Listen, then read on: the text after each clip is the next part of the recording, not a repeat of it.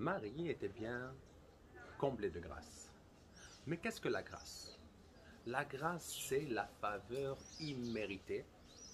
Donc, imméritée veut dire que elle ne méritait pas cette faveur-là et Dieu lui a fait cette faveur de porter le Messie.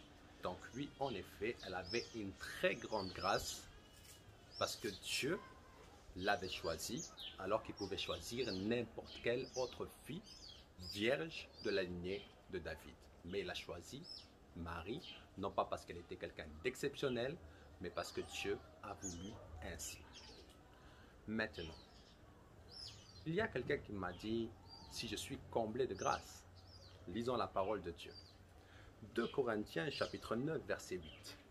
Il est puissant pour vous combler de toutes sortes de grâces. En d'autres termes, oui, ceux qui suivent Jésus-Christ, corps, âme et esprit, et non pas Marie, sont comblés de grâce par Dieu.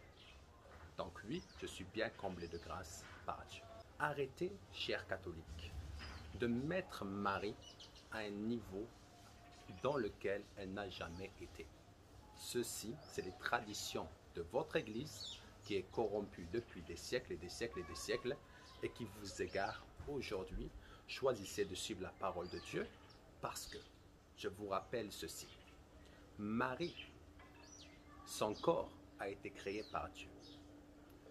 Et si Dieu veut utiliser quelque chose qu'il a créé, il le fait. Il n'a pas besoin de l'avis de la personne. Mais vu que Dieu est un gentleman, il a dit quand même à Marie qu'elle allait porter le Messie.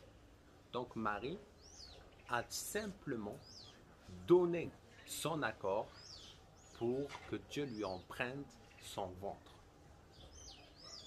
Comme la naisse avec laquelle Jésus est rentré. Jésus est monté sur son dos.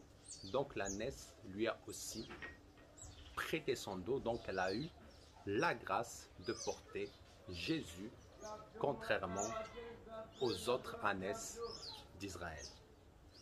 Alors, aujourd'hui, cessez l'idolâtrie et suivez Jésus-Christ. Que Dieu vous bénisse abondamment. Amen.